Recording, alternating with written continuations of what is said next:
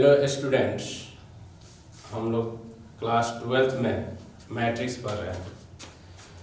तो मैट्रिक्स में अग्रक विकर्ण या मुख्य विकर्ण की परिभाषा दिए थे।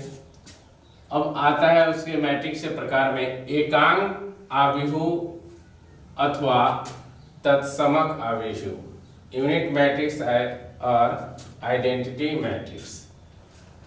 तो इसमें जो मुख्य विकर्ण होता है उसका पद जो होता है, प्रत्येक पद एक होता है और शेष जो पद बचते हैं वो 0 होते हैं। एकांक आव्यूह अर्थात तत्समक आव्यूह एक वर्ग आव्यूह है जिसके अग्रक विकर्ण अर्थात मुख्य विकर्ण के सभी अवयव इकाई होते हैं, यानी कि एक होता है तथा शेष सभी अवयव शून्य होते हैं। जैसे एक है, यह मुख्य विकर्ण, यह शून्य हुआ। यहाँ मुख्य विकर्ण है तो 1 1, शेष अवयव शून्य है। विकर्ण आव्यूह में यह भी एक विकर्ण आव्यूह कहा जा सकता है। विकर्ण आव्यूह में जो अग्रक विकर्ण होता है उसके अवयव अंक होते हैं लेकिन शेष अवयव शून्य होते हैं। जिस वर्ग आव्यूह के अग्रक विकर्ण अर्थात मुख्य विकर्ण के अवयवों को छोड़कर सभी अवयव शून्य हो उसे विकर्ण आव्यूह कहते हैं। जैसे यह विकर्ण में यह अंक है, शेष 0 है, यह अंक है, शेष 0 है, यह अंक दिया हुआ है 1 2 3 4, शेष अवयव 0 है, तो यह विकर्ण आव्यूह कहलाता है।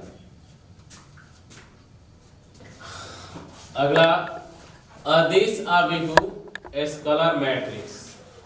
जिस वर्ग आव्यूह के अग्रक विकर्ण अर्थात मुख्य विकर्ण के सभी अवयव बराबर हो और शेष अवयव शून्य हो उसे अदिश आव्यूह कहते हैं। जैसे अग्रक विकर्ण में यह आता है तो 1 1 है, यानी कि अवयव समान है, शेष यह 0 है, तो यह मुख्य अग्रक विकर्ण जो है समान है, इसलिए अदिश आव्यूह है। यहाँ पे अग्रक विकर्ण m है जो समान है, m आया अग्रक विकर्ण, शेष अवयव शून्य है।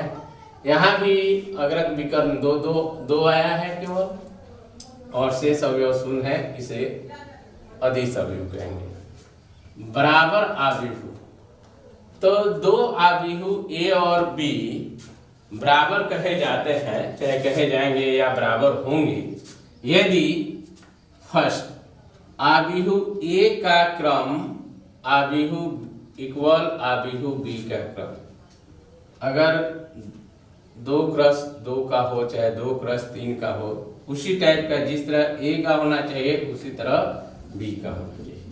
सेकेंड आव्यूह A के संगत अवयव आव्यूह B के संगत अवयव बराबर हो तो वह बराबर आव्यूह कहलाया जाता है। जैसे इसमें 1 है, 1 में 1 से मल्टीप्लाई करेंगे तो 1 ही आएगा। यह 2 है तो 4 में 2 से भाग कर देंगे 2 आएगा। यहाँ 3 है तो 9 में 3 से भाग करेंगे तो 3 आ जाएगा। 4 है तो 2 में 2 जोड़ेंगे तो 4 हो जाएगा। तो यह पूर्ण रूपेण बराबर है क्योंकि दोनों में संगत अवयव समान और एक ही क्रम के हैं। यह 2 क्रॉस 2 का है, इसका भी क्रम 2 क्रॉस 2 का है। आव्यूहों का योग, 2 आव्यूह यदि 2 आव्यूह A और B हो और वे एक ही क्रम के हो तो उनका योग संभव है। अगर क्रम कहने का तात्पर्य जैसे 2 क्रॉस 2 का फर्स्ट आव्यूह है अगर लिया जाए तो सेकेंड आव्यूह भी 2 क्रॉस 2 का होना चाहिए। ऑर्डर का इस टाइप के होना चाहिए, यानी कि फर्स्ट में जितने अवयव होंगे इस रो और कॉलम जितना होगा, सेकेंड में भी रो और कॉलम उतना ही होना चाहिए। तो योग संभव है, अगर अंतर होने पर योग संभव नहीं है।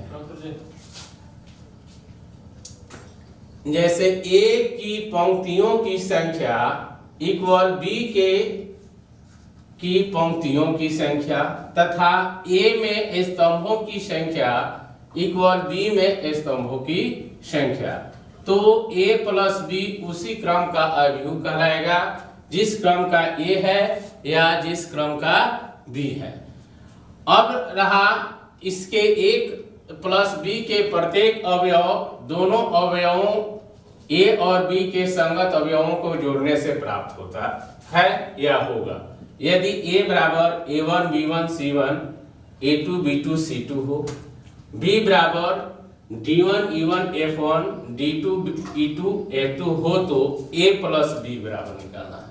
तो यहाँ पे देखिए क्वेश्चन तो यह हुआ a प्लस b इक्वल लिखेंगे a के जगह पर a1 b1 c1 a2 b2 c2 plus d1 e1 f1 d2 e2 f2।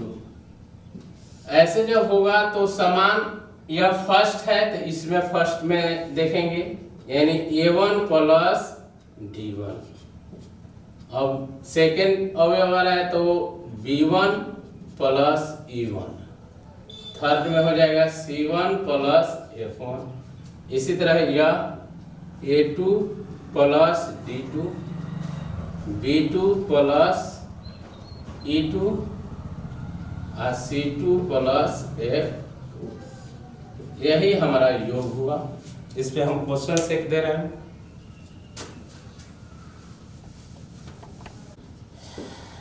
यदि